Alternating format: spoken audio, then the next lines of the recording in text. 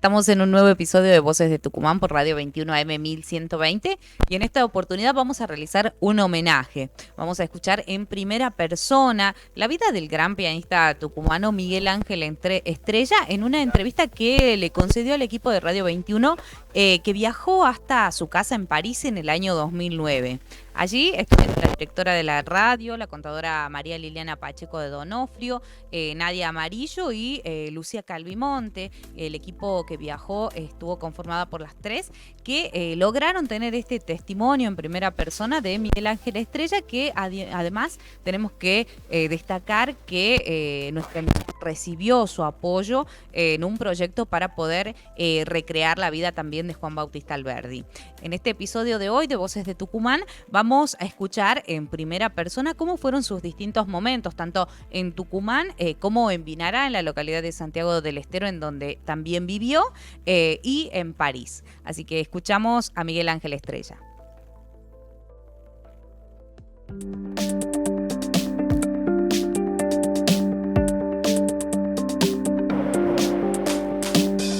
Miguel Ángel Estrella. Hay una historia que nace con el apellido de su familia. Cuando llegó su abuelo. Ah, sí, claro. Cuando llegaron mis abuelos, sería por el 1907 o 8 por ahí. Bueno, eran campesinos del sur del Líbano que venían con los pasaportes otomanos, ¿no? Del Imperio Otomano.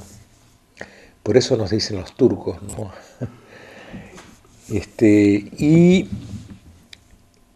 Claro, no hablaban castellano, ¿no? Eran campesinos muy rudimentarios, ¿no?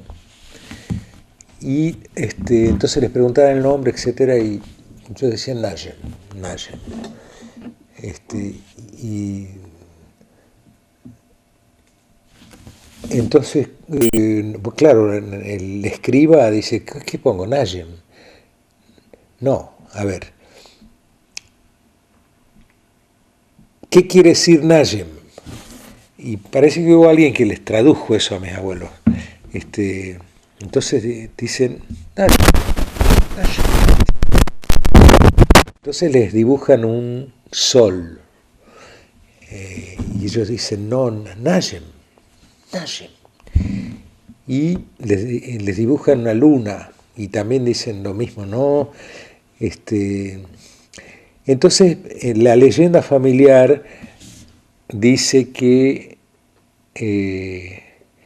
el que dirigía, eran tiempos, claro, que en la Argentina se entraba con mucha facilidad, habría dicho, ponerles estrellas a estos turcos de mierda. Entonces, bueno, nos quedó Estrella. Ahora, lo curioso es que cuando aprendieron a hablar el castellano, Najem quiere decir estrella. O sea que era una cosa de la providencia, pienso, ¿no? Ellos eran maronitas, mis abuelos, mi viejo también, era monaguillo, inclusive mi viejo. Y bueno, ya mi viejo nació acá, él nació en Santa Fe, que es donde fueron mis abuelos, pero no les fue bien en Santa Fe. Y como eran muy familiares, bueno, había parte de la familia que estaba en Bolivia y se fueron a Bolivia y bueno, hicieron la historia de tantos turcos y que vendían telas, bueno, eran vendedores callejeros, ¿no? Y después, bueno, a mis tíos les fue bien. Mi viejo se tuvo que escapar de Bolivia porque era un líder estudiantil. Entonces escapó a Jujuy y ahí hizo era un 7 oficios, digamos, ¿no? Tenía 19 años,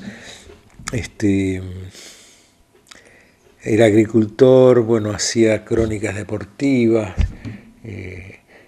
era poeta, escribía poemas, bueno, y se enganchaba en donde pudiera tener laburo, ¿no? Esto era en Jujuy. Y ahí, como su esencia era la poesía, los amigos le le organizaban peñas donde él decía sus poemas.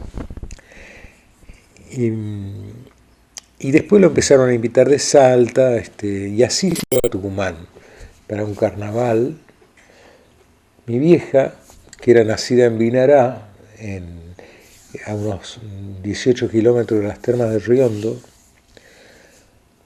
era una apasionada por la poesía también, pero ella no escribía poemas, sino que los decía, y los decía muy bien. Y muchas de sus enseñanzas eran con la poesía. Nos enseñaba mucho con Almafuerte, por ejemplo, ¿no? Cuando había alguna cosa, problemas o alegrías, ¿no? Largaba un poema. Generalmente era el Martín Fierro o Almafuerte, Amado Nervo, qué sé yo. Y también algunos franceses como Baudelaire, los decía claro en español, ¿no? ¿En qué año nació Miguel? ¿Cómo? ¿En qué año nació Miguel? Yo en el 37. ¿Qué día? 4 de julio. ¿Dónde cursó sus estudios? ¿Cómo fue su infancia? La infancia fue una infancia rural, ¿no? Porque lo que pasa es que mi vieja y mi viejo, que se casaron en Vinará, decían, cuando hagamos hijos, nacerán en Tucumán, porque ellos querían un lugar donde hubiera una universidad, de modo que ellos pudieran hacer lo que que sus hijos puedan hacer lo que ellos no habían podido, ¿no? Bueno, y a la edad escolar ya volvíamos a Tucumán. Mi viejo entre tanto habían comprado una casa, que es la casa en que yo nací, en Alberdi 340, que no existe más, pero yo todas las noches sueño con esa casa. Todas las noches. Todas las noches hay algo de Tucumán, que es mi casa, que vuelve, ¿no? Pero eso hace muchísimo tiempo y me di cuenta, tomé conciencia de eso cuando estuve preso, porque una de las armas, de los instrumentos que teníamos los presos ahí en Uruguay, era contarnos los sueños. Y yo soy muy soñador, todas las noches sueño, y además me acuerdo de los sueños. Sobre todo si me siento al piano, empiezan a aparecer los sueños de la noche, ¿no? Bueno, entonces les contaba a mis compañeros de celda lo que había soñado y eran cosas muy diversas, ¿no? Incoherentes muchas veces, pero suponete un sueño erótico, ¿no? Bueno, hablábamos mucho de mujeres, naturalmente, porque para masturbarnos, éramos todos jóvenes. Y bueno, entonces un sueño erótico. Había una mina que no es linda, ¿no? Pero me llama, digamos, ¿no? La Bárbara Streisand. Entonces el sueño era que yo me la quería avanzar a la Bárbara y en mi pobre inglés le decía, ¿no? Te puedo ver. Y era por teléfono esto. Y de pronto en el sueño veo todo en colores. Era la cocina de mi casa donde había un telefonito. Y de ahí yo la estaba llamando. Y sigo con mi mirada y se oía la voz de Mercedes Sosa. Pero la figura que yo veía era la de mi mujer, de espaldas. Como si fuera ella la que estaba cantando, pero no era la voz de ella. Y mi vieja, sentada en un sillón del patio, me miraba y en la mirada me decía, esto es lo tuyo, deja de andar gringueando ahí, quién sabe qué. Mis compañeros se mataban de risa. Pero ves, por ejemplo, un sueño de avance erótico era en Tucumán, ¿no? Por ahí había una reunión de derechos humanos en Estocolmo y aparece mi viejo sirviendo café. Y de pronto esa reunión ya no era más en Estocolmo, sino era en lo que le llamamos la galería de mi casa, ¿no? Que era la mesa donde comíamos, y como éramos mucha gente en la familia, eran dos mesas como esta, ¿no?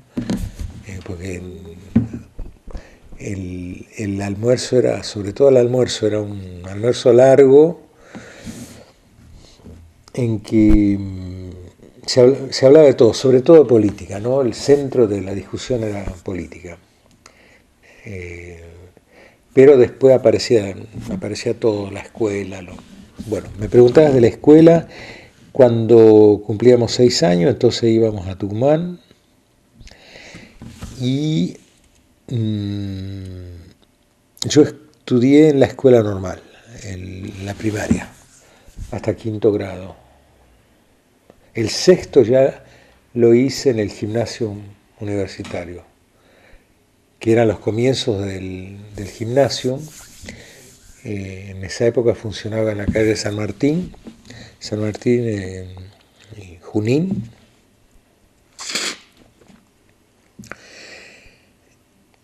Que fue...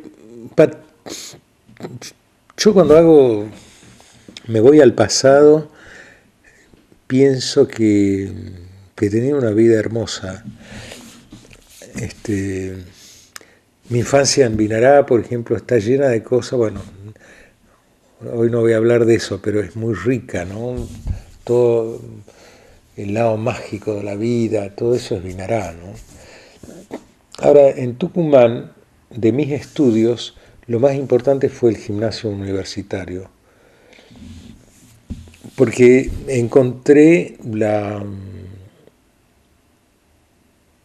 el molde en que a mí me gustaba la vida, ¿no?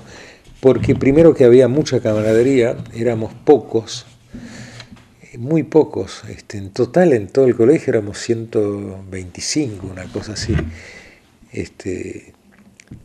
Y era un colegio que no era conocido. Bueno, es de las buenas invenciones del peronismo, ¿no?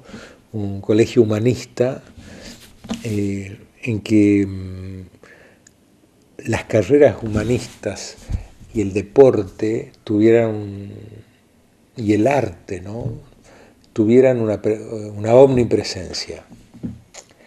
Yo creo que eso respondía mucho al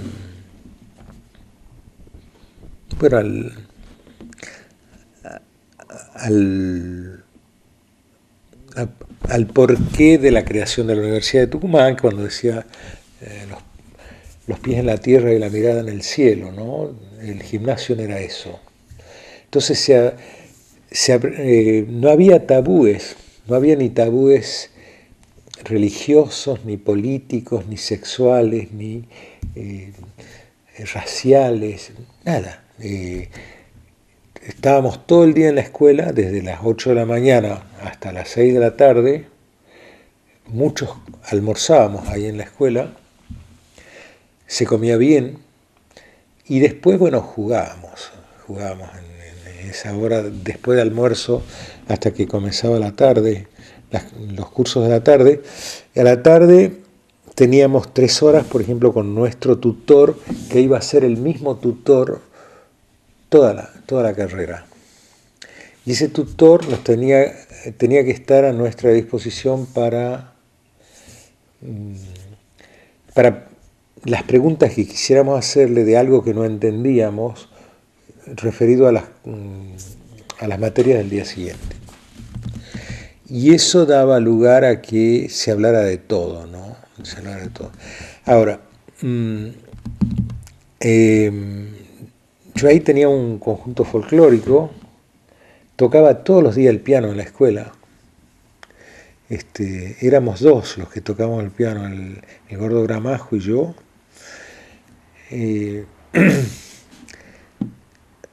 Y bailaban los negros mientras nosotros tocábamos mambos, chacarera, malambo, lo que fuera. Pero lo inolvidable es lo del club colegial. Las campañas para ser elegido, para que se elija el equipo del club colegial, eran campañas políticas, ¿no? Teníamos que hacer propuestas muy claras y por supuesto había esa vieja dicotomía mundial, ¿no? Que es la izquierda y la derecha.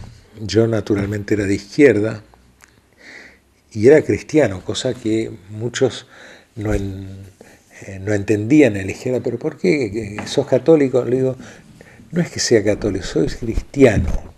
Yo lo decía eso por instinto. Mucho más tarde me di cuenta que mi instinto tenía razón, ¿no? A mí no, la palabra católico es muy diferenciadora. Yo puedo estar con un ortodoxo, con un protestante, con un maronita y me entiendo perfectamente. Tenemos los mismos principios, los mismos mandamientos.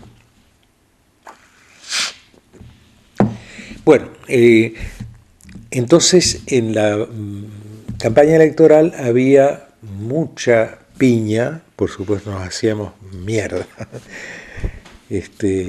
y había las propuestas. Bueno, a mí me tocó ser presidente 2 años, ¿no? del club colegial y conseguíamos cosas impresionantes, ¿no? Por ejemplo, bueno, creamos a los 13 años un diario que se llamaba El Chasqui, que lo hacíamos todas las mañanas, íbamos 1 hora antes.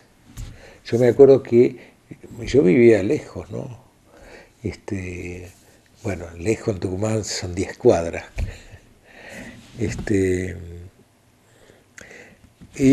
Pasaba, me acuerdo, primero por una iglesia, decía mi Padre Nuestro, y me encaminaba a la escuela. Y ahí escribíamos el diario, ¿no? En una pizarra, con cargadas a los profesores, estudios muy caras rotas, ¿no? de la situación de los obreros de la Fotia, de los campesinos de la Fotia que venían desde Catamarca, de Santiago del Estero, toda esta diáspora anual que había para la zafra, ¿no? Y nosotros con una cararrotez total hacíamos análisis de eso, 13 años. De la situación nacional, éramos críticos del peronismo, amábamos a Evita, teníamos todas esas cosas que son hermosas de la adolescencia. Cuando yo les cuento acá en esta misma mesa a mis nietos, que son muy curiosos, ¿no? Y me dicen, ¿qué hacías a los 13 años? ¿Qué hacías a los 14? ¿Qué hacías a los 15? Cuando hablo del gimnasio, Rafael, que es el más hablador, me dice, ¿vos sabés cómo me gustaría decirle a mis compañeros del liceo, contarles esto? Pero sabés que ya sé la respuesta. Me van a decir, tu abuelo es un marciano.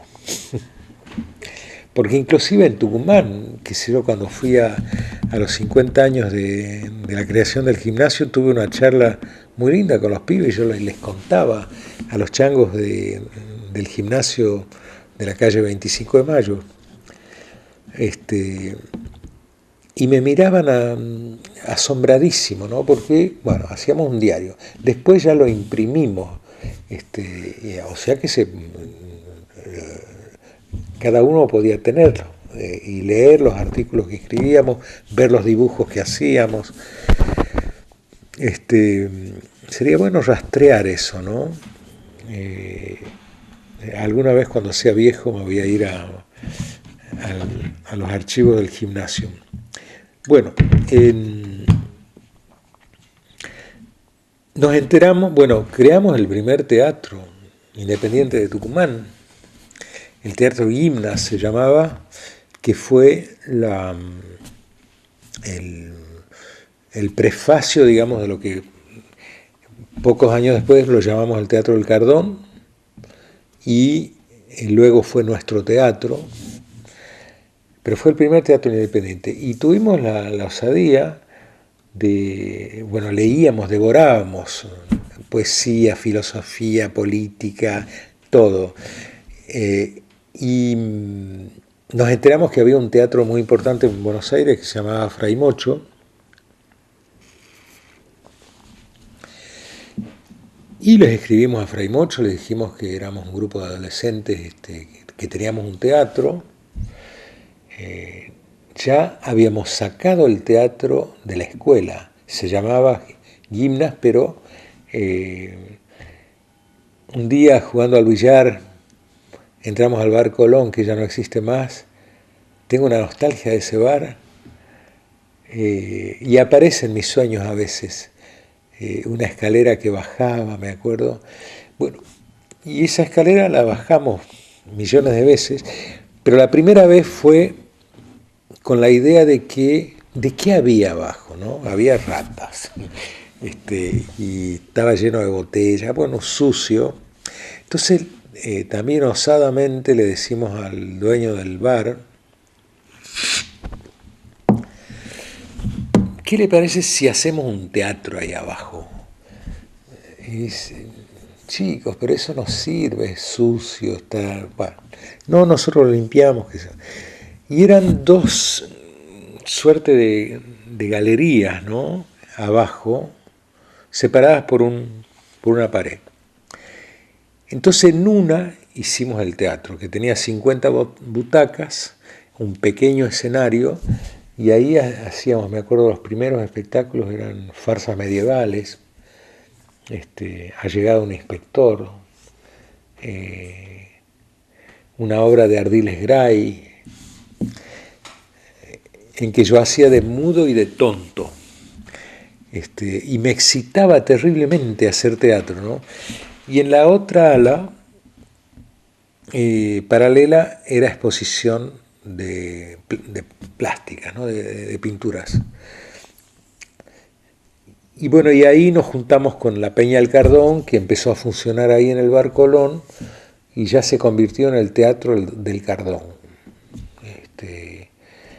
Los trajimos a los Fray Mochos, fue una experiencia extraordinaria para nosotros descubrir el método Stanislavski, porque a nosotros nos dirigía un tucumano muy talentoso, el Ruli Serrano, que estaba era de los más grandes, ¿no?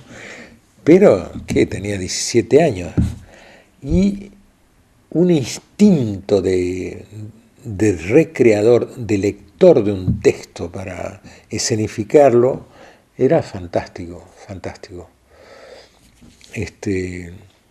Nos peleábamos ideológicamente, ¿no? Porque también por las minas. Pero, por ejemplo, un día vienen unas muy pitucas del Jockey Club. Bueno, estábamos todos los moscas ahí agazapados, pero el Ruli, que era el director, llevaba la voz cantante y era el que se metía en el bolsillo, digamos, a estas minas raras para nosotros, porque eran de la aristocracia tucumana. Y en un momento este hijo de puta, mirá lo que dice. Y el teto, a mí me decían el teto porque tenía dientes grandes. Bueno, todos los estrellas, ¿no? Éramos dientudos. El teto, él, como es cristiano, le hemos dado el papel del mudo y del tonto. Hijo de remil puta. Bueno, cambió la vida porque, bueno, en serio, nos veíamos ensayar, hacer gimnasia, hacer yoga, todo eso, te imaginas, tan pendejitos, ¿no? Y a mí me embaló enormemente esa forma de hacer teatro, aunque yo sabía que ya que iba a ser músico y todo, pero el teatro estaba en segundo lugar en mi vida. ¿Cómo nació su inclinación por la música? Bueno, eso viene desde Vinará. Yo en Vinará era el cantorcito de la aldea, ¿no? Y el bailador, digamos, me gustaba mucho bailar. Me decían el pájaro, qué sé yo. pero vivía cantando y silbando, ¿no? Y bailando y buscando pasos de amalambos más efectistas, bueno, esas cosas de chico, ¿no? Y me hacían cantar y bailar mucho. Una historia que ya la conté en Tucumán, de la importancia de esa infancia con el sentido mágico de la vida, ¿no? Un tío abuelo, el tío Dardo Jiménez, era primo de mi abuela. Y el fin de semana siempre había una fiesta en el rancho de él, que era a pocos metros de nuestro rancho, era unos 150 metros.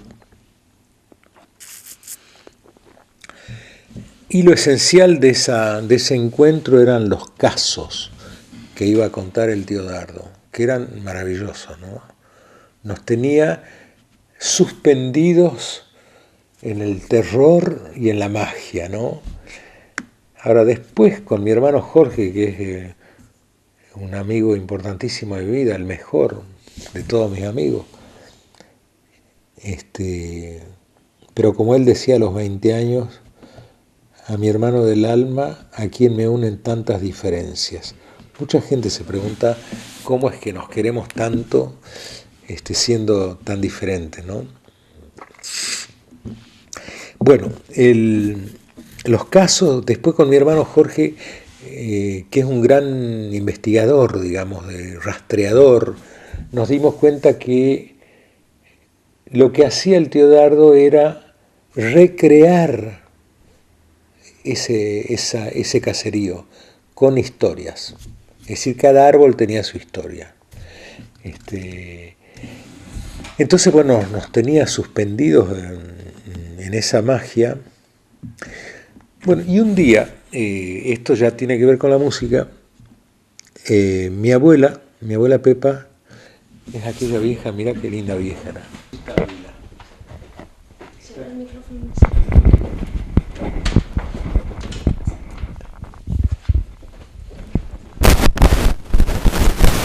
Mi abuela Pepa. Bueno, ella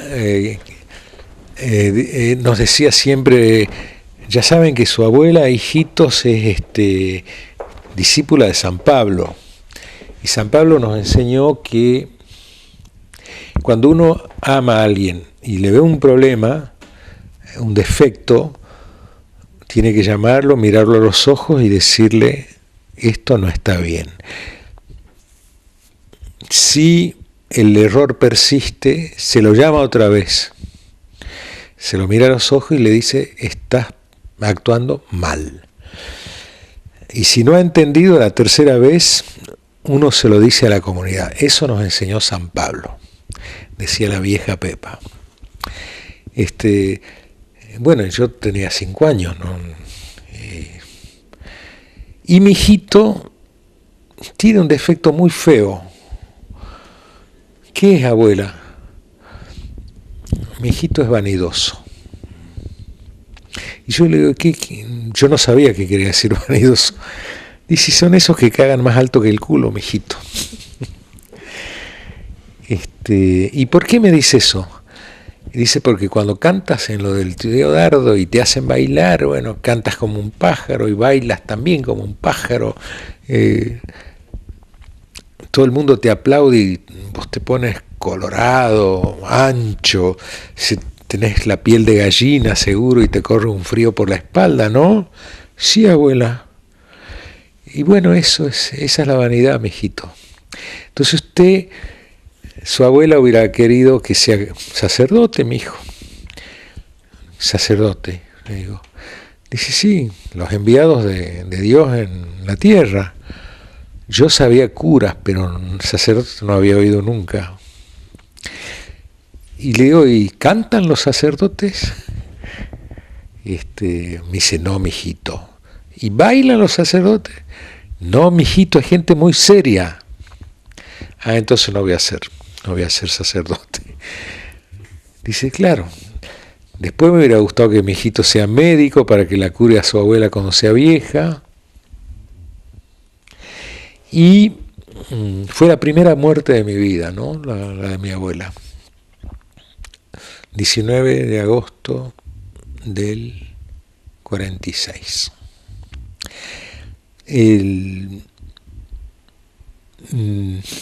Pero ya veo que vas a ser músico.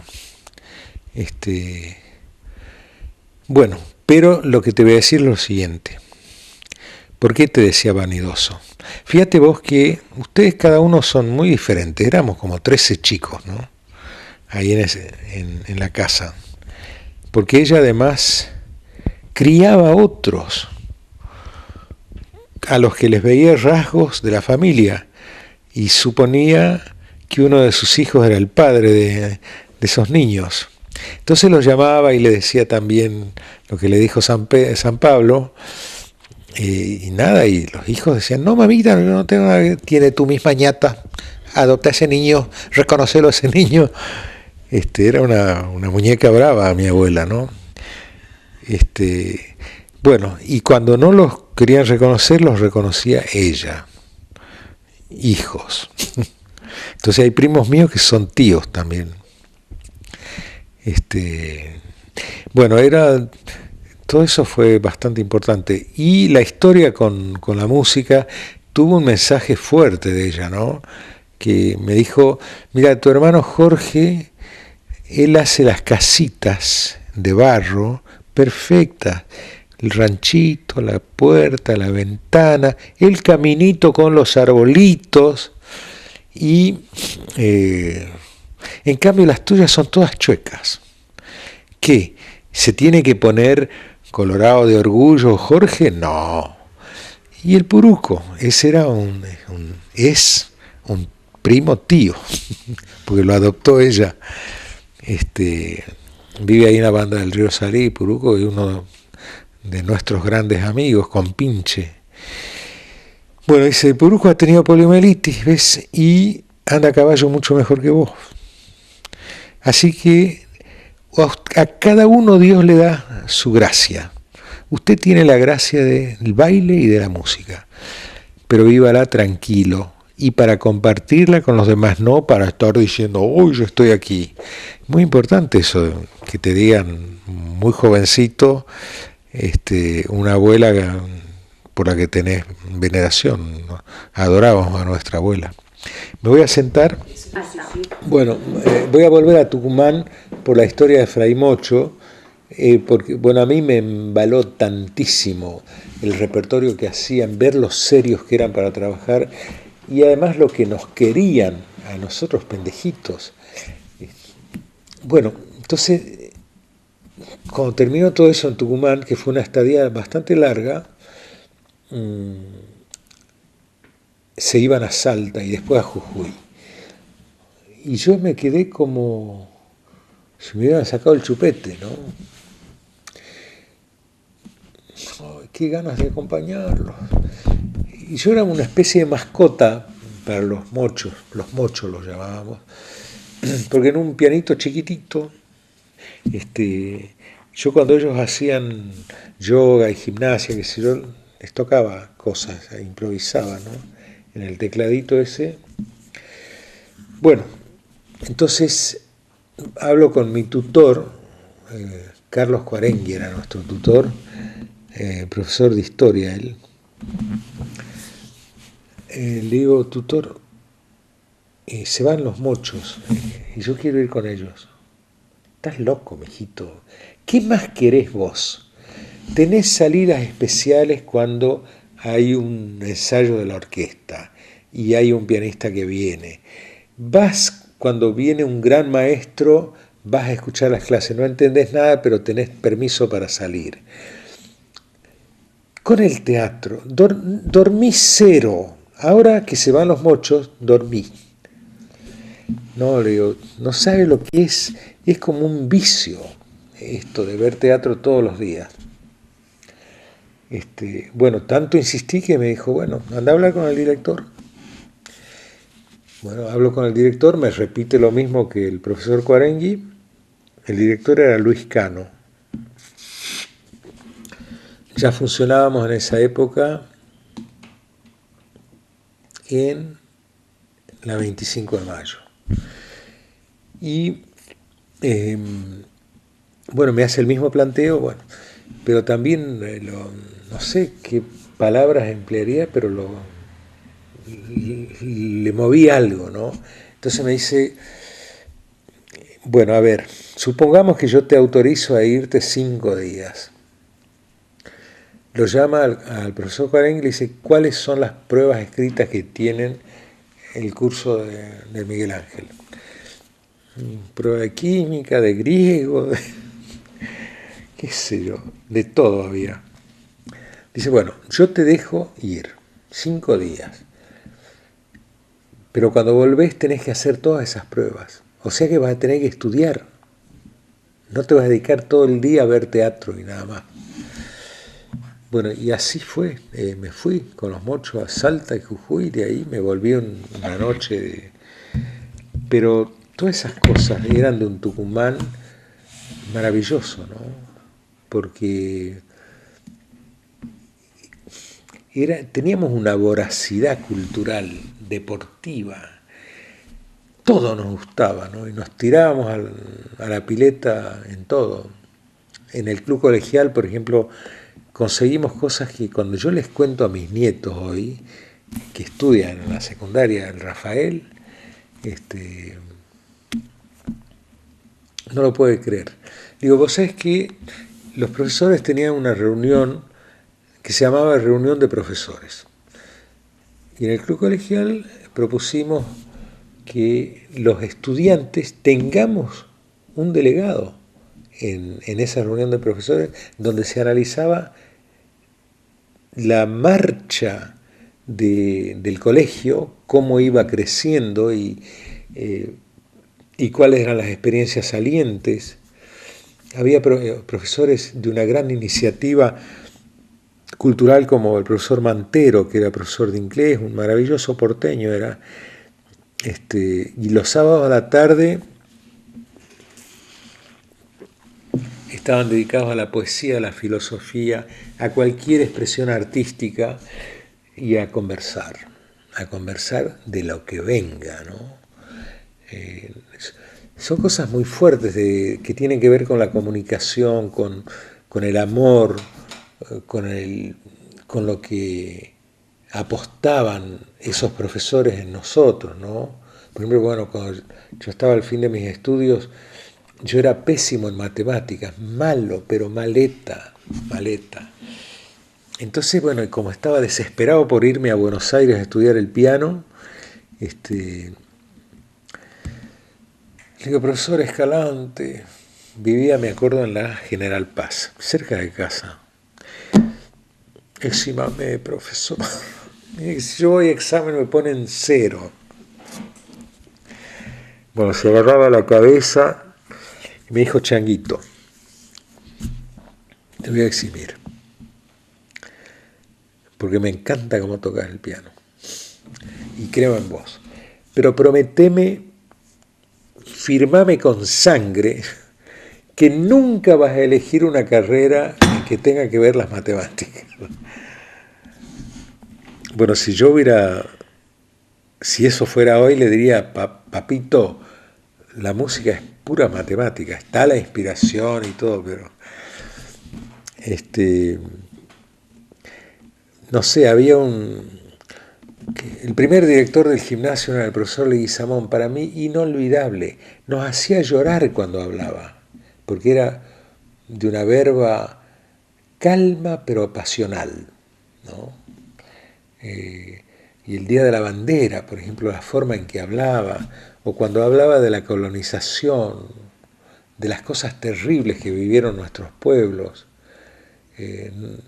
cuando hablaba de San Martín el 17 de agosto, nos saltaban las lágrimas, ¿no? De ver cuánta traición había habido en torno a ese hombre extraordinario, el gran libertador, ¿no?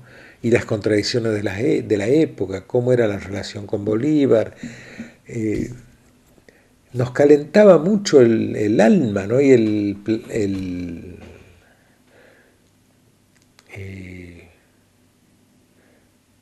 sí, nunca le oía hablar, por ejemplo, capaz que era tabú en esa época, de la francmasonería. Sí nos decía, todo lo que pasó con la independencia tiene un origen francmasón. Yo, por las dudas, les digo, yo no soy francmasón, me persiguen los francmasones hace 30 años, pero yo le digo, no cabe nada más en mi vida, tengo muchísimo que hacer y bueno, pero bueno, él hablaba de Francisco de Miranda, por ejemplo, que era un francmasón que vivía acá en París, venezolano él, y todo lo que tuvo que ver ese hombre antes que Bolívar, digamos, ¿no? con la revolución, y cómo terminó mal esa relación, al punto que Bolívar lo entrega a los españoles, a Miranda, ¿no? En fin, él le daba vida a todo eso y nos hacía poner la piel de gallina, el profesor Leguizamón. Vos sabés que en mi vida actual, bueno, hace muchísimo tiempo, un momento del día, que es a la mañana generalmente mientras corro, yo hago un recorrido de mis muertos, ¿no? Y siempre aparece el profesor Leguizamón. Él se murió joven, es decir, no estuvo 2 o 3 años en el gimnasio y murió. Pero fue uno de los creadores, digamos, del alma,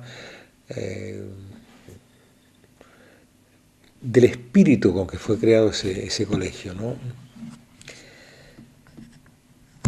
Miguel Ángel, ¿cómo nace Música Esperanza? Música Esperanza nació en un calabozo. No sé si era un calabozo porque no veía yo nada. Estaba desaparecido, bueno, teníamos algodones en los ojos, una venda y una capucha.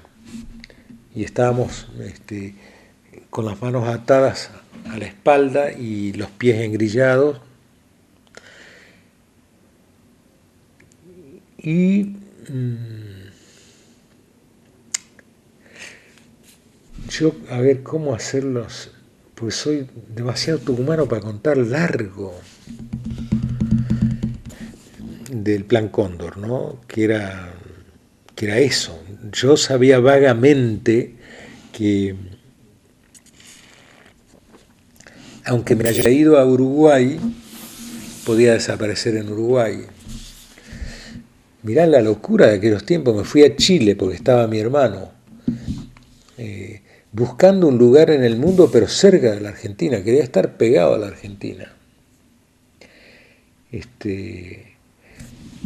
Bueno, y un poco es el defecto que teníamos muchos en aquellos tiempos de creernos omnipotentes porque teníamos un nombre, de sobrevalorar nuestra capacidad profesional, quizás, en fin, locuras, éramos locos. Hay muchísimos compañeros que no están hoy porque tuvieron esa omnipotencia de decir, a mí no me van a tocar. Bueno, entonces yo sabía que había ese plan entre Pinochet y Videla, no sabía que era tan general, que también abarcaba Brasil, Paraguay, Bolivia. El asunto es que en una de las escenas más violentas de la tortura, en que había de todo, había el dolor físico, la constante alusión a que me iban a cortar las manos, a que no iba a tocar nunca más el piano, a que me iban a matar si no colaboraba. Y yo nunca se me pasó por la cabeza dar ni un nombre. Yo les contaba, como mi tío Dardo, les contaba cuentos, casos, ¿no? Suponete, me percibí enseguida que los represores tenían 3 ideas fijas, es decir, cosas que aparecían en cada interrogatorio. El poder, el dinero y el sexo. Eran 3 cosas a las que hacían alusión constantemente. Suponete, se enteraban que la reina de Inglaterra estaba haciendo gestiones para mi liberación y me preguntaban qué tenía yo con la reina de Inglaterra, si la había llevado al catre, etc. Bueno, o una vez que me decían que era comunista, y yo les decía, yo soy cristiano. No, vos sos comunista, un comunista tapado. Y yo, bueno, me tenían colgado, me acuerdo, ¿no? De las muñecas, y empecé a gritarles, ¿qué? Porque estuve en el castillo de Mónaco, soy monárquico. Me bajaron inmediatamente y me preguntaron cómo estaba la Grace Kelly, si era acogible, y la hija, y Carolina, y si había llegado a tener algo con ella. Por eso venía cada rato, ¿no? Después con el dinero ¿por qué siendo un tipo que tocaba tanto en el mundo, tenía nada más que $2.000 en mi cuenta bancaria, que eso significaba que yo era un subversivo irreversible, en fin, bueno, en fin. Esa era la atmósfera. También había la tortura psicológica, me hacen escuchar un cassette y me dicen, es tu nena que te habla, tiene 8 años pero está bastante buena, la vamos a culiar todos. Y me hacen escuchar la voz de una criatura que decía, papá, sálvame. Dios mío. Y yo le hablaba a veces a gritos a Dios, ¿no? Y a veces interiormente. Interiormente le dije, Padre, esta prueba no puedo. Por favor, no. Y me oyó el barbudo, como le decía mi vieja, porque volvieron a pasar y escuché atentamente y no era la voz de Paula. Entonces, bueno, en ese ámbito donde tenés la muerte rozándote todo el tiempo, yo le decía a Dios, ¿sabes qué? Mira, con Marta, mi mujer, nosotros somos hijos de Vaticano II, la opción por los pobres, y hemos hecho muchas cosas. Pero yo soy joven, Padre, déjame vivir. Y si yo puedo vivir, voy a hacer algo mucho más grande, que es una música contra la tortura, contra el salvajismo, contra las discriminaciones, contra las injusticias, contra las desapariciones. Bueno, y yo mismo me cansé de decir contra, y mi otro yo me dice, dale, hacelo por la positiva, medio porteño era. Y de ahí nació Música para la Esperanza, y después quedó apocopado en Música Esperanza. Pero nació en ese lugar lúgubre y tenebroso, ¿no? Después llega a París y desarrolla toda su vida desde acá, prácticamente. Así es. Yo tengo una argentinomanía fuerte y es real que el 83, bueno, naturalmente, yo ya estaba libre y participé mucho en la campaña. Trabajamos mucho desde acá, ¿no? Denunciando los desaparecidos, las manifestaciones frente a la Embajada Argentina todos los jueves. Éramos muy activos los exiliados.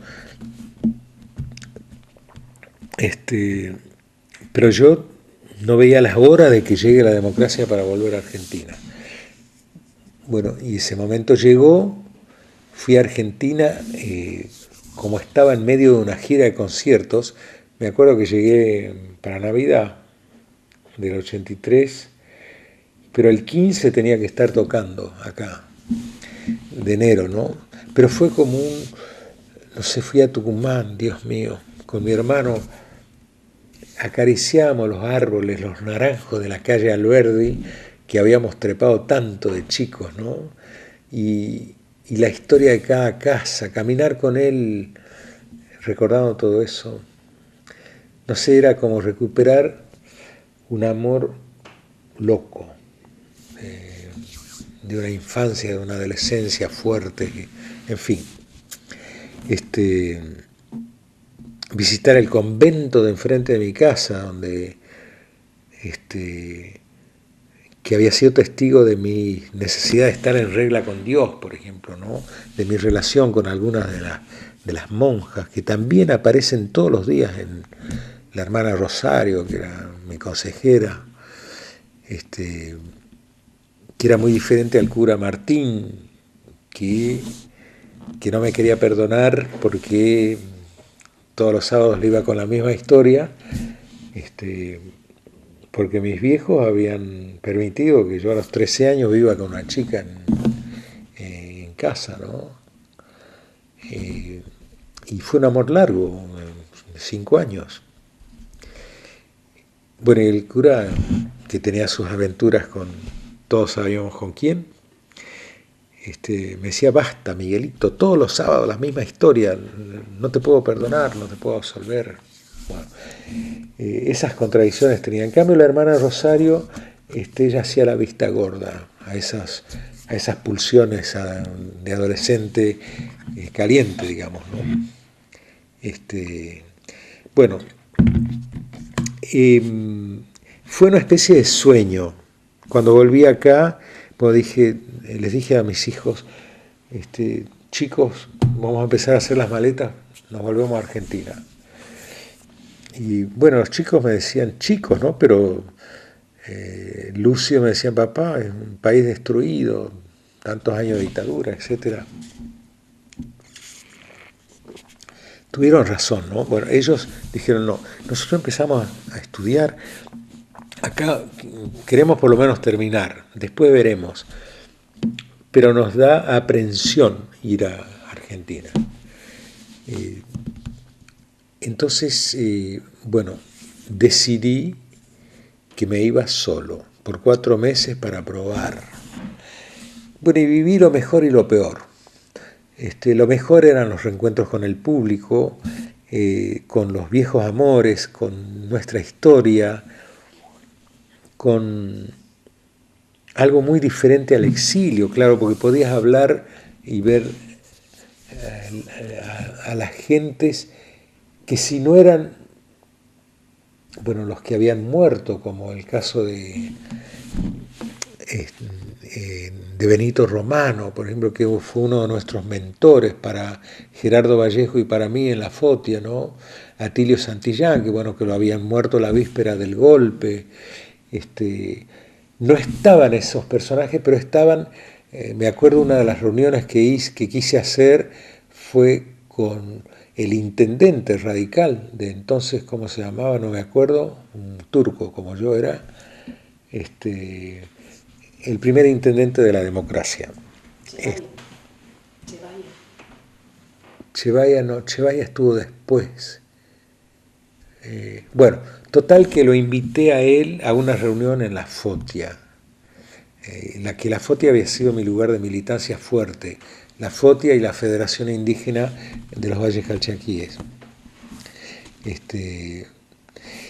Entonces, yo trataba de unir, digamos, por eso lo entendí tanto a Kirchner cuando él empezó a hablar de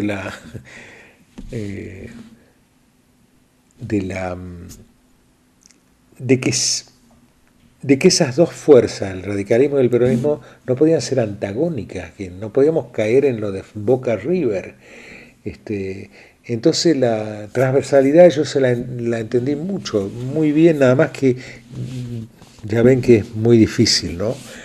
Pero yo recordaba a Perón, por ejemplo, cuando él volvió en el 72 y era una especie de idilio con Balbín.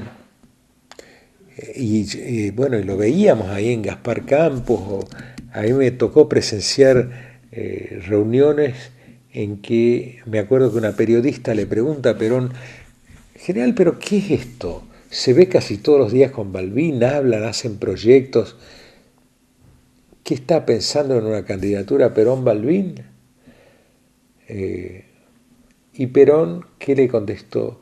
Y yo con Balbín voy a cualquier parte, mijita. Y cuando algunos peronistas estaban tan contrarios, como Duhalde, por ejemplo, a esta cosa transversalista de Kirchner, yo les recordaba, ¿se acuerdan de Perón y Balbín, lo que era? Bueno, todo eso era hermoso de vivirlo, digamos, ¿no? Con lágrimas, con, qué sé yo, bueno, ir a tocar.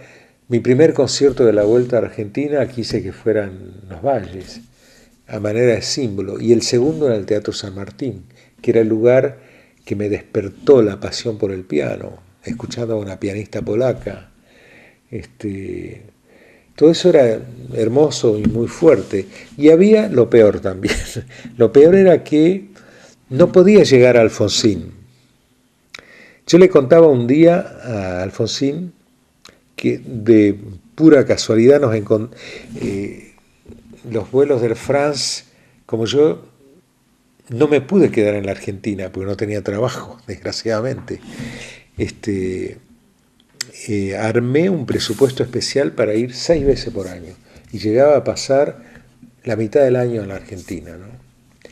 Y de esas 6 veces, 3 eran para Tucumán, que yo necesito, como les decía hace un rato, Tucumán y Vinará aparecen todos los días en los sueños, de una manera sutil o muy evidente, pero aparecen todo el tiempo.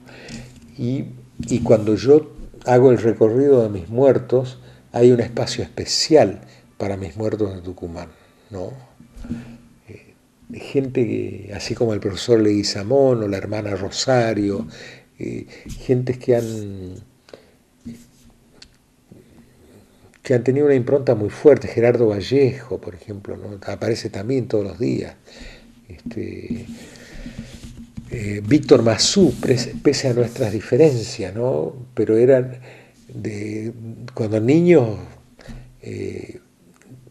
los chicos estrellas nos fascinaba Víctor Masú, porque era del grupo de La Carpa, eran los jóvenes poetas de Tucumán, y las reuniones se hacían en casa. Entonces había, no sé, como unos 20, y el más joven era Víctor. Y tenía mucho carisma. Después, bueno, tuvimos muchas discusiones queriéndonos un montón, ¿no? Porque él ha ido, por ejemplo, cuando era embajador de Menem, que tampoco se lo bancaba yo. En Bélgica fui a tocar para lo que se llama acá el cuarto mundo, que son los pobres del mundo rico, y bueno, ir a las afueras de Bruselas. Él me invitó a vivir en la embajada, le dije, mira, no, esto es un viaje de militante, yo ayudo mucho a esta organización que se llama Cuarto Mundo. Bueno, y me acuerdo que dio un concierto y un encuentro con toda esa gente pobre de este mundo rico, ¿no? Y él estaba en la primera fila con Mari, su mujer, y vino a verme después del concierto, me agarró las manos y me dice, ¿sabes lo que más me emociona? Que sos una mezcla de tu vieja y de tu viejo. Están las dos cosas ahí entrelazadas. Ese gran amor que vivieron tus viejos, ¿no? Pero los tenés ahí a los dos, cuando tocas el piano y cuando hablas. Bueno, yo eso, y también Víctor aparece, ¿ves? Pese a las contradicciones que tuvimos, me acuerdo el día de mi liberación, él ocupaba el cargo que yo ocupo hoy en la UNESCO, y yo ni pensaba verlo, porque lo ponían como ejemplo de que Videla era un ángel y que tenía a su lado hombres como Víctor Masú. Entonces no me bancaba eso.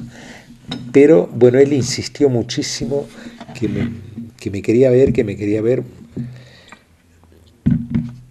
y fui a verlo porque pesó más la admiración que yo le tenía de chico, y fui, me acuerdo que hablamos como hasta las 4 de la mañana.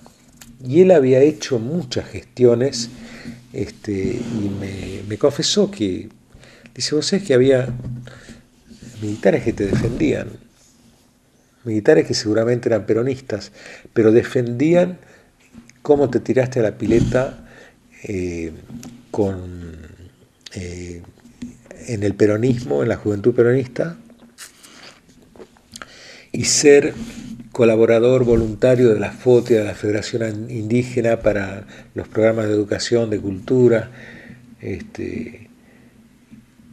porque él con angustia, ¿no? me preguntaba cómo es que te torturaban a vos, que sos puro amor. Le digo, ¿sabes qué?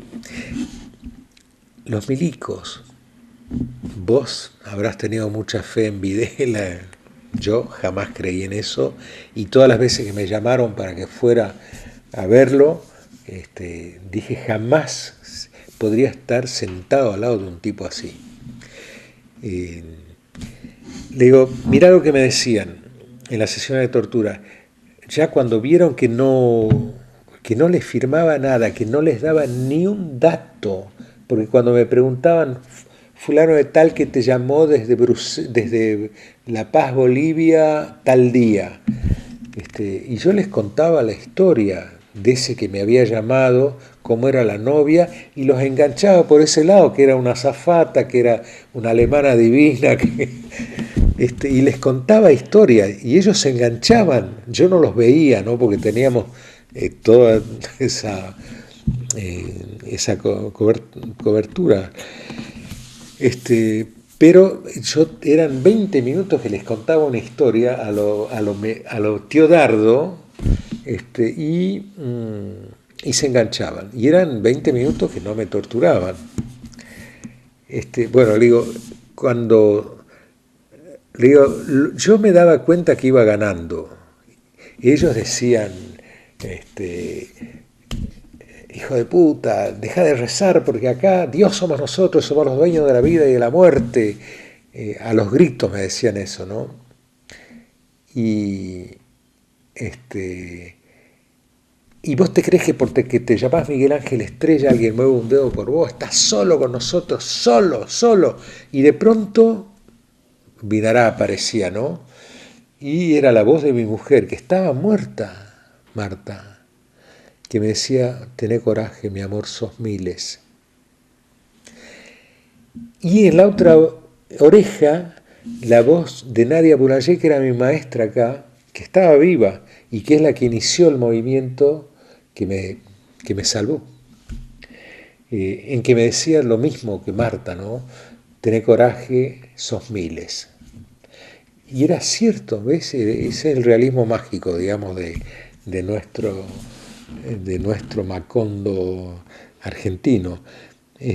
Así le llamamos a Vinará con Jorge, con mi hermano, nuestro Macondo de Vinará.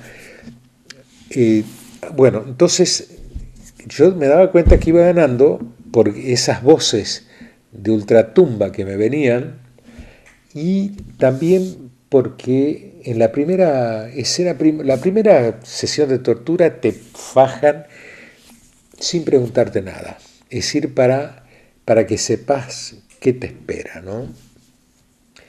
Entonces ya después en la segunda sesión, ya con interrogatorio, me exigían que firme que yo era comandante montonero y que era el atláter de Carlitos Valladares, y que él había dado mi nombre, porque Carlitos no llegó a caer, Carlitos se mató él con la pastilla el día que me secuestraron, eso lo supe mucho después. Pero es cierto que éramos amigos, que nos veíamos, que iba él a Montevideo a verme, jamás se quiso quedar en casa para no comprometerme. Bueno, esa es otra historia que algún día vale la pena contarla, por el hijo que dejó Carlitos y que se crió con la hermana de Carlitos. Bueno, entonces la primera sesión era eso, no les di ni un dato, después ya era capitán, después era oficial, después era aspirante, después era suboficial, entonces yo me daba cuenta que iba ganando, es decir, que cada vez era menor el compromiso, con tal de que firme, porque me exigían, y eso también me estaba indicando que no me iban a matar. Y a pesar de que ellos me lo decían todo el tiempo, ¿no? Y en la última sesión, esto es lo que le contaba a Víctor Masú, la verdad de los milicos era que en la última sesión que hacen un simulacro de cortarme las manos, me dicen que me van a matar después y hacen accionar una sierra eléctrica y me ataron, yo supongo que era una mesa, porque me ataron las manos, yo tenía las manos como dos pelotas, ¿no? Quería agarrar algo, suponete la primera vez que me dieron de comer, ni podía agarrar un tenedor, nada. Y andá a saber quién me dictó esto, pero cuando me ataron me dijeron te vamos a cortar las manos y después te vamos a matar porque vos sos irreversible, sos un subversivo, hijo de remil putas, bueno. Y yo les dije que Dios los perdone por lo que van a hacer. Yo voy a tratar de perdonarlos. Y ahí no me tocaron más. Entonces el que llevaba la voz cantante, que yo los conocía por las voces, ¿no? Y cuando oía esta voz, oía otras voces de mujeres y de hombres, milicos también, o de escuadrones de la muerte, que decían, atención, 1. Y era esta voz, ¿no? El 1. Cuando me liberaron supe que era el coronel Gabazo. Me dijo, mirá, hijo de puta, nosotros sabemos muy bien quién sos. Nosotros sabemos que no sos montonero, que nunca fuiste comandante ni nada, nada. Sos peor que eso. Y lo peor que vos tenés es que le hiciste creer a la negrada que pueden escuchar Beethoven. Beethoven es nuestro, no de los negros. Y yo le dije, qué cristiano eres, ¿eh? Eso le conté a Víctor Masú. Me decía, no lo puedo creer, no lo puedo creer. Digo, esa es la verdad de la filosofía y del perfil mentirosamente espiritual que reclaman muchos de estos dirigentes. Pero para ellos, todo individuo que no piensa como ellos es el enemigo, y el enemigo, el único enemigo válido es el muerto, ¿no?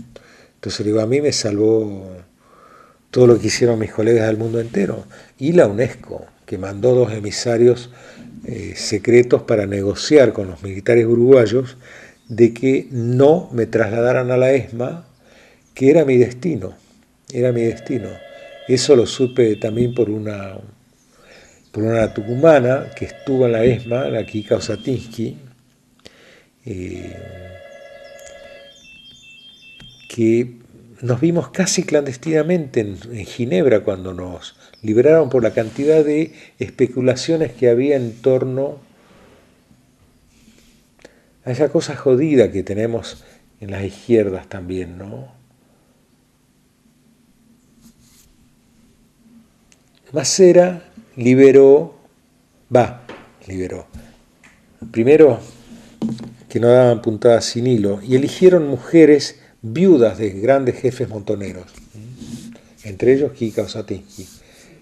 Marcos era tucumano también, y nada, lo mataron cruelmente, del modo en que los colonizadores mataban a los Tupac Amaru, los descuartizaban, ¿no? Y a los hijos. Es decir, era una mujer que quedó sola.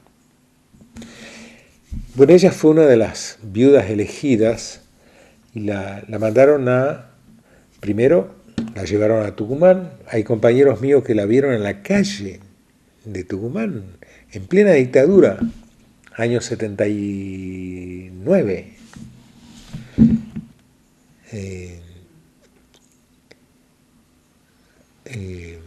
A propósito de compañeros del gimnasio, era el que me contó esto. Freddy Franco vino a verme a París cuando me liberaron. Habíamos sido compañeros desde primer grado inferior y tenemos una historia de habernos peleado encarnizadamente porque nos gustaba la misma chica en cuarto grado, en quinto grado, y fue es de esos amigos, bueno, para siempre, ¿no? Nunca me olvido que nació el 29 de septiembre. Bueno, con muchos compañeros tengo esa relación fuerte, ¿no? ¿Dónde andaba? Sí, con la Kika. La Kika, con otra viuda, bueno, los milicos la llevan a Tucumán para que, con el hermano Mauricio Solars, abogado, habían muerto los padres de Mauricio y de Kika, era una familia de bastante buen pasar, y los de la Marina iban a cobrar la herencia que le tocaba a Kika. Entonces le explican a su hermano, mire, nosotros hemos invertido mucho, su hermana está transformada, es alguien bien en este momento, nosotros la vamos a mandar a Europa, todo eso cuesta dinero. Bueno, se fueron con la guita de Kika y la llevaron a Valencia, a España, para que se infiltre las dos chicas que se infiltren en las organizaciones de solidaridad con la Argentina.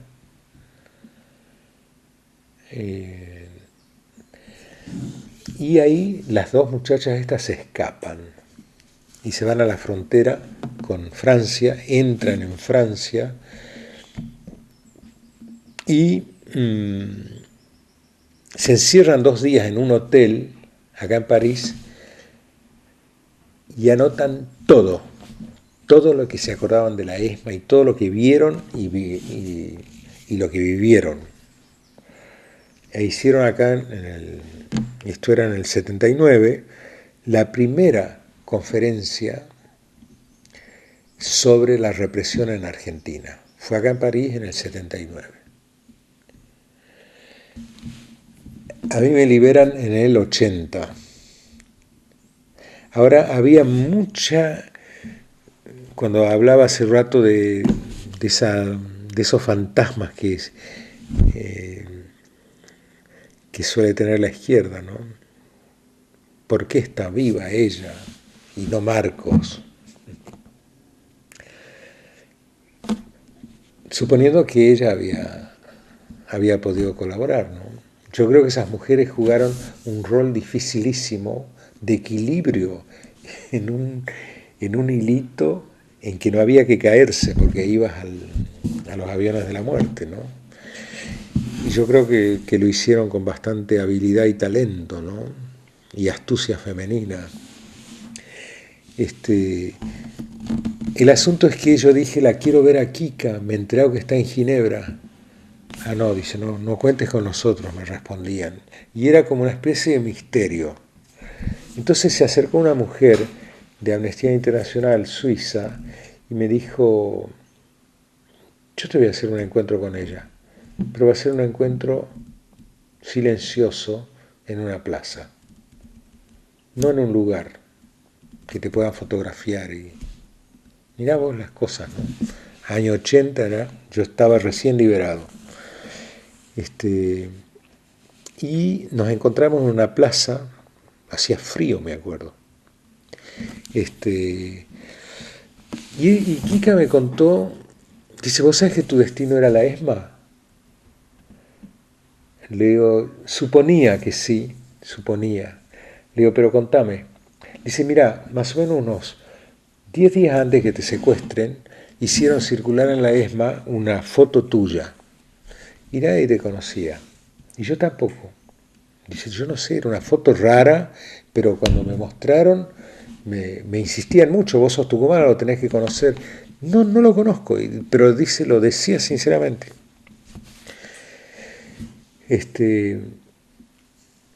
Y me insistían, dicen, es un pianista muy famoso. Y yo dije, pianista famoso de Tucumán, Miguel Ángel Estrella, el único que yo conozco. Es él, lo estamos siguiendo en Uruguay y dentro de unos días lo vas a tener acá. Por eso supe que era mi destino, ¿no? Y después, bueno, claro, cuando volví a Argentina me encontré con compañeros que habían sido, nada más que con dos, ¿no? Una pareja, que habían sido secuestrados el mismo día que yo, en Montevideo, y que habían ido a la ESMA, pero son de los sobrevivientes, digamos, ¿no? El Tito y la Tita, qué sé yo, nunca supe el nombre. Miguel Ángel, ¿qué es la música en su vida? ¿Qué significa? Si empleo palabras de los vallistos, de los vallistos calchaquíes, la primera vez que toqué ahí el piano fue un concierto que duró 7 horas. Lo organizaron chicos cristianos, adolescentes, de 14, 15 años, fines de los 60. Y cuando 7 horas duró eso, los chicos estos cristianos, tenían una propuesta hermosa que me cabía mucho espiritualmente. Dice, mira, nosotros estamos defendiendo las culturas locales de los calchaquíes, que son muy buenos artesanos, y queremos que no influyan los comerciantes que quieren cambiarle los colores, las formas, para hacer más exótico y más vendible esa artesanía de ellos. Defendemos esa cultura, ¿no? Bueno, lo que hoy se llama diversidad cultural, estos chicos la practicaban en los fines de los 60. Y me compró mucho ese compromiso de ellos y fui a tocar. Entonces, cuando llegué a Tucumán, me dicen, mira, no les dijimos a los vallistos que sos vos el que va, porque como estás de moda y apareces mucho en los medios, no queremos que ellos se sientan cohibidos, queremos relación horizontal con ellos, ¿no? Entonces sos el chango que toca el piano, punto, nada más. Bueno, con esa consigna fue el primer concierto. Bueno, conseguimos un piano, no había piano, es decir, había piano en las casas ricas de Tafí del Valle, pero no era el caso de estos pibes, ¿no? Y después del concierto, un chango,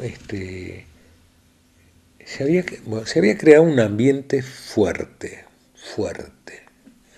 de comunicación, de comunión, más bien que comunicación, ¿no? No era ninguna lección de música, de decirles, miren, Mozart, esto es de Mozart, nació en tal año, no, nada. Era, a ver, ¿qué les parece esto, no? Y les tocaba una frase de Chopin o de Mozart o de Beethoven, y les hacía que ellos le pongan un nombre. Entonces decían la música triste, la melancólica, la alegre, la que baila, la que...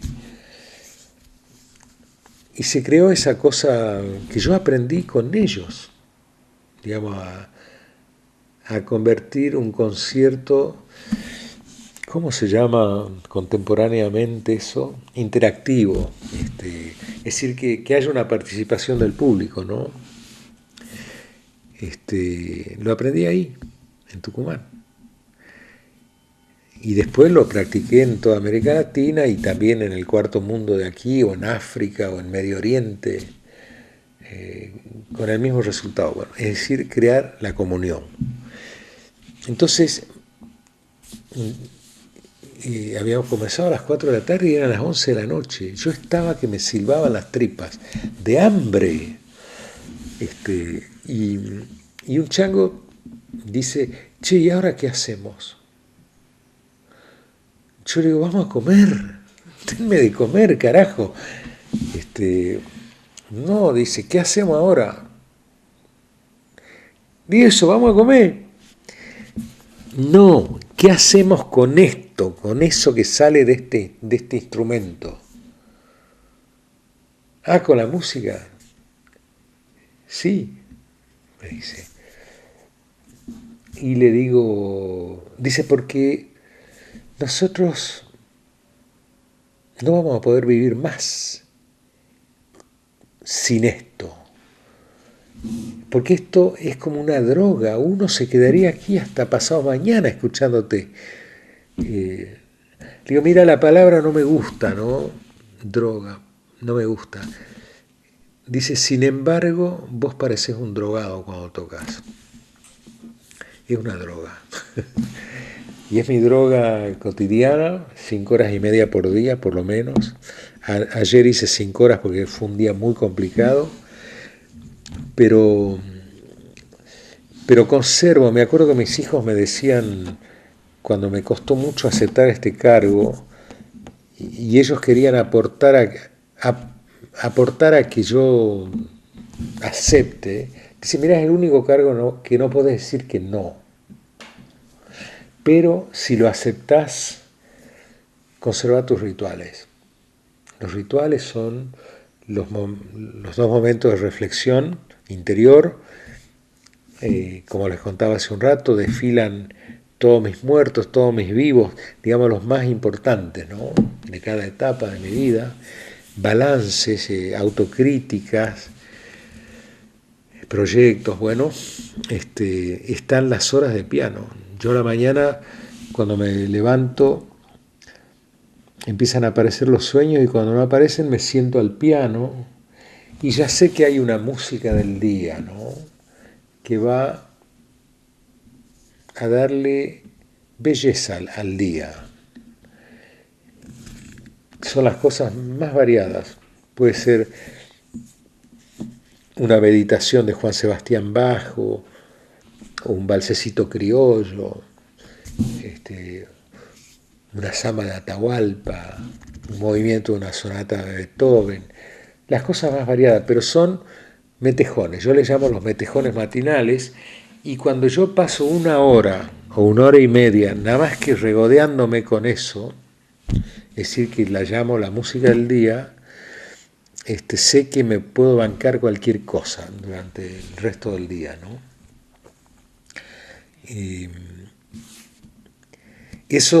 Muchos de esos metejones matinales son cíclicos, es decir, que aparecen cíclicamente, cada 3, 2, 4 meses.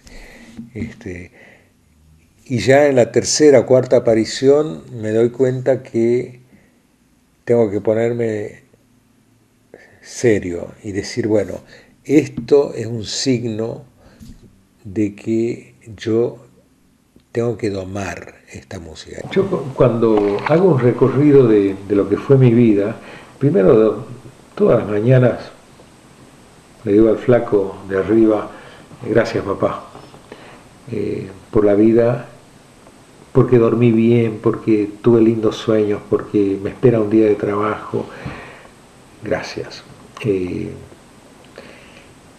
Y cuando hago un balance de todo lo que viví, porque viví de todo en mi vida, de lo mejor que tiene la vida y de lo peor que puede tener la vida, muchas veces provocado por nosotros mismos, por los seres humanos. Cuando uno piensa cómo es posible que desde el 48 hasta aquí no se haya resuelto el problema entre Israel y el mundo árabe, ¿no?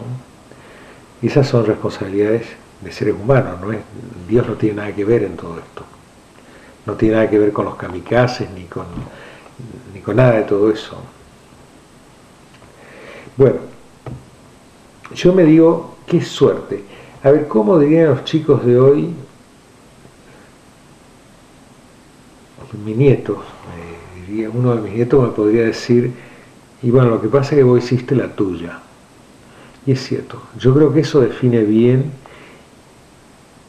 porque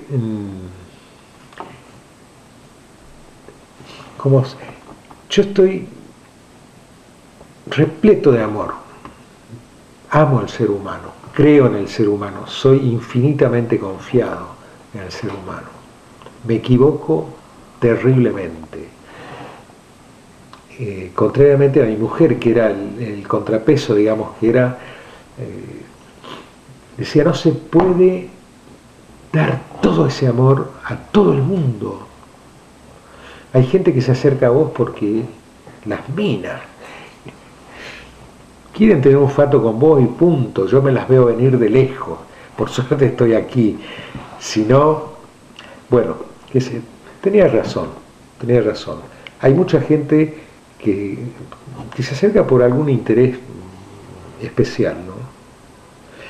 Ahora, yo soy indómito también. Es decir, cuando algo me parece injusto, soy capaz de morir peleando contra esa injusticia.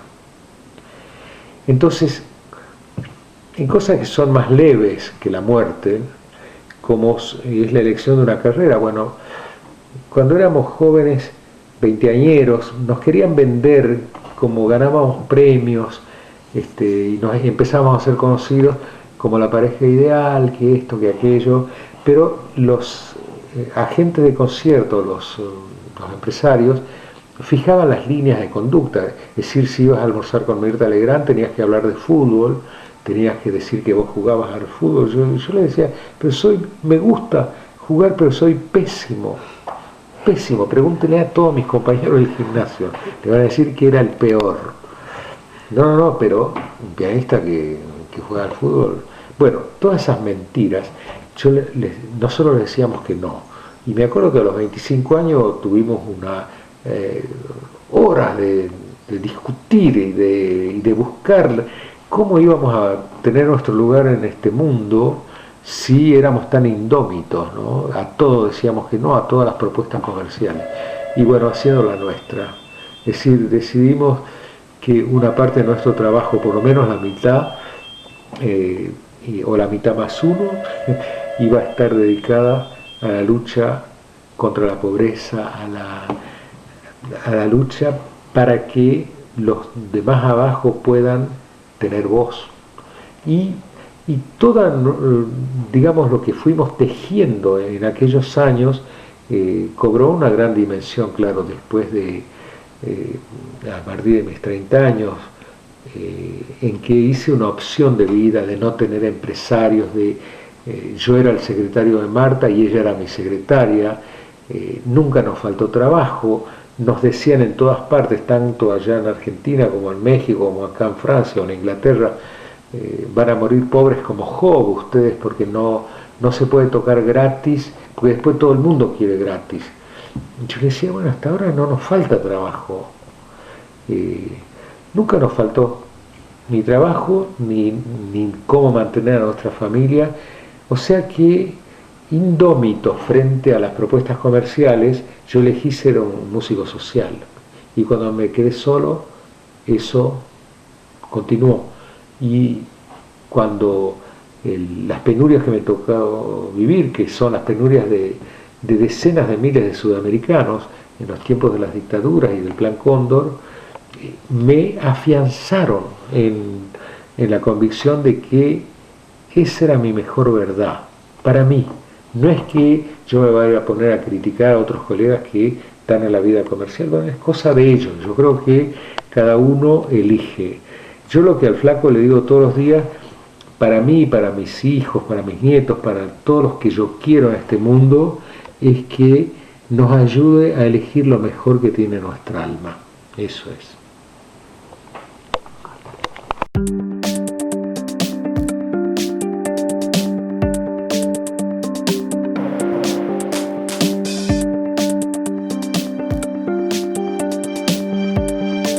cerramos este capítulo de Voces de Tucumán por Radio 21 AM 1120, en el que quisimos recordar a Miguel Ángel de Estrella, uno de los grandes representantes de la provincia que logró difundir el arte y la cultura tucumana alrededor del mundo.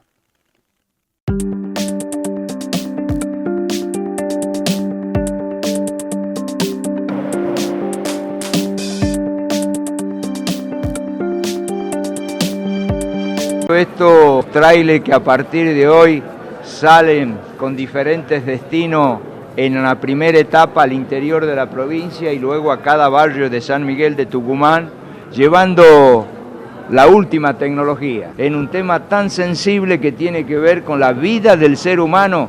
Todos pongamos un granito de arena, que estamos, digamos, en momentos difíciles, muy contentos de poder llevar la salud a cada uno de los vecinos de Tucumán, vivan donde vivan. Gobierno de Tucumán. Osvaldo Jaldo, gobernador. Desde junio, bajamos y congelamos el precio por 3 meses. Lleva una Seco de 2 litros y cuarto del sabor que quieras por solo 1.000 pesos. Sí, escuchaste bien, 1.000 pesos. Seco se compromete con vos.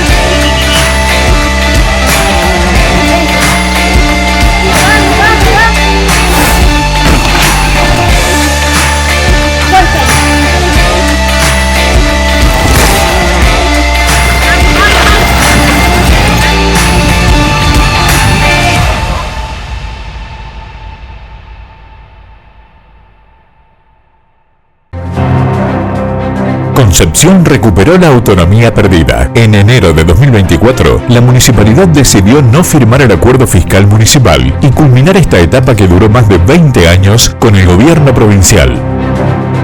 Los vecinos ratificaron el rumbo para Concepción, exigiendo calidad de vida y trabajar para ser la mejor ciudad. Es la única municipalidad que no tiene deuda, ni con el Estado provincial, ni con bancos, ni con proveedores, ni con nadie. Por lo tanto, es dueña de su propio destino, porque el futuro de esta gran ciudad depende del manejo responsable de los fondos públicos. Se trabaja para un municipio innovador e inteligente, para atraer inversores que brindarán oportunidades laborales a muchos jóvenes, adultos y familias. Somos Concepción y juntos lo hacemos posible. Intendente Alejandro Molinuevo. Dentro del marco del plan de auditoría ordenado por la intendenta Rosana Chala, estamos inspeccionando la ejecución de las obras que hacen a la repavimentación y bacheo de distintas arterias dentro del cuadrante comprendido por Avenida Belgrano, Avenida Mate de Luna, Avenida Mitre y Avenida Camino del Perú. El objetivo de la presente obra es alivianar el tránsito de Avenida Mate de Luna y Avenida Belgrano. Hemos controlado un avance de ejecución del 10% de los 6.000 metros cuadrados que tiene previsto esta obra. El dinero de los vecinos se ve en las obras realizadas, por eso hay que controlarlo. Para esta gestión la transparencia es una política de Estado. San Miguel de Tucumán, la ciudad que queremos. Dejamos inaugurada, junto al señor Ministro Público Fiscal, doctor Edmundo Jiménez, la nueva oficina del punto de denuncia en el centro cívico, ubicado en el barrio BGH de nuestra ciudad. El mismo tiene como objetivo recepcionar las denuncias de conflictos penales, establecer un sistema comprensible, eficiente e informal de atención al público en general. De esta manera se eliminan las barreras que pudieran existir entre las personas y la justicia. Seguimos trabajando juntos por una ciudad más segura y conectada. Intendenta Marta Nájar. Legislador Carlos Nájar. Sale el sol. Hola Lucy, ¿cómo estás? Che, ¿viste? Sí, lo que vino de luz, qué increíble. El doble va a ser ahora. No, es una locura. Hay que apagar las luces, todas, de afuera también. Apaguen la luz. ¿En serio? Apaguen la luz, son las 2 de la tarde. 2, 3, 4, 5. No les puedo creer. No hay nadie en esta habitación. Apaguen la luz. ¿Dónde están, chicos? ¿Esto también prendido? ¿En serio han prendido el aire? No les puedo creer. Esto es lo que más gasta. ¿Dónde están? Apaguen la luz, vayan a disfrutar el día. Miren ese sol. ¿Saben la eléctrica enchufada? ¿Saben lo que gasta esta resistencia? ¿Saben lo que nos va a venir de luz? ¿Dónde está el cargador? Si no lo usan. Por favor, chicos, ¿dónde están? No les puedo creer. Leyendo con lámpara, con este hermoso día. Aprovechen la luz del día. Apaguen las luces. Se puede leer tranquilamente con la luz del día. Por favor, ¿dónde andan? Vayan a jugar afuera. Disfruten el día. ¿Qué les dije? Si al mundo quieren cuidar, la luz tienen que apagar. ¡Apaguen la luz! Inaugurar oficialmente el Instituto Superior para el Servicio Penitenciario de la provincia de Tucumán, y digo que es histórico ya que hasta hoy no lo teníamos y todo el personal se venía preparando y capacitando en el Instituto de la Policía de la provincia de Tucumán. Por eso cuando ya tengamos habilitado Benjamín, habilitado Delfín Gallo, habilitado Las Talitas, no hay duda que estaríamos incrementando y agregando en la provincia de Tucumán más de 1.300 plazas en general. Gobierno de Tucumán. Osvaldo Jaldo, gobernador. Si sos empleado público, ya podés acceder al retiro voluntario programado. Ingresá al portal del empleado público, empleadopublico.tucumán.gov.ar, y hacé clic en el botón Retiro Voluntario. Allí encontrarás toda la información, requisitos y un simulador para conocer el haber aproximado. Si tenés más consultas, llama al 48 44 000, interno 442, de lunes a viernes de 8 a 12 y 30 horas. Gobierno de Tucumán. Osvaldo Jaldo, gobernador.